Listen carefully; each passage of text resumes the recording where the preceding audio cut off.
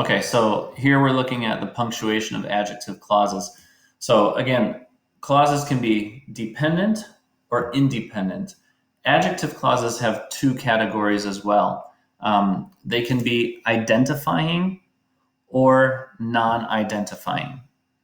Okay, and so what that means is if the adjective clause is necessary, you must have it, then it is identifying.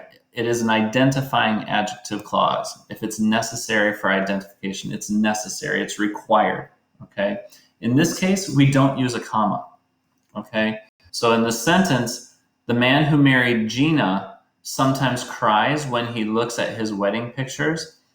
This phrase right here, who married Gina, that's the adjective clause. And if I just have the base sentence, the man sometimes cries when he looks at his wedding pictures, you don't know what man, right? And so in order to identify that man, it's required for me to say the man who married Gina. Otherwise, you don't know what man cries. Here, the security guard chased the two men, and here's the adjective clause, who robbed the store. Well, if I just say the security guard chased the two men, you don't know which two men. Was it the two men he had breakfast with?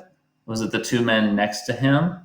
Was it the two men who were in class with him? No, it was the two men who had robbed the store. So that identifies the men. No commas here.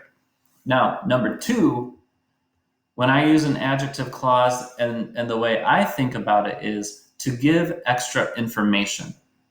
If it's extra and it's not necessary, then it is not identifying. Another term that we use is called non-restrictive relative clause. So non-restrictive means it's extra, okay? And in this case, you place a comma in the sentence, all right? So here I see a comma, and here I see a comma, and here's my adjective clause. So the base sentence here is Professor Jenkins has written 2 books and many articles.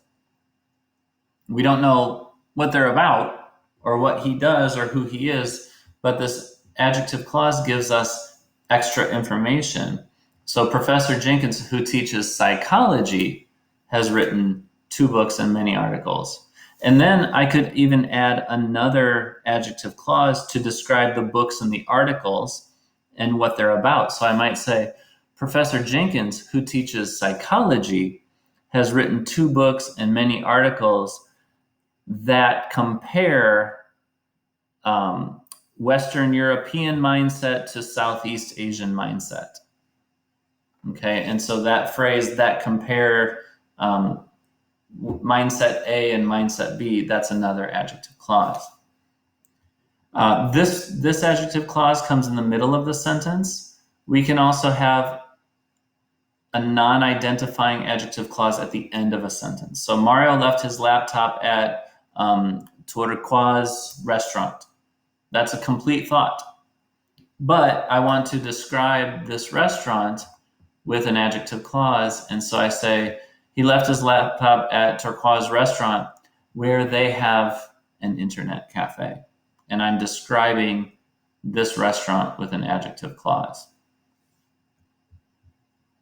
So those two are really, kind of the big punctuation rules. If it's identifying or it's non-identifying. If it's identifying, no comma. If it's non-identifying, extra information, use your commas because that tells your reader, hey, this is extra, you don't need this information. And sometimes as a writer, we have to decide, is this identifying or not? Do my readers know this or not? And so that's where some of the punctuation rules around the comma can become a little difficult.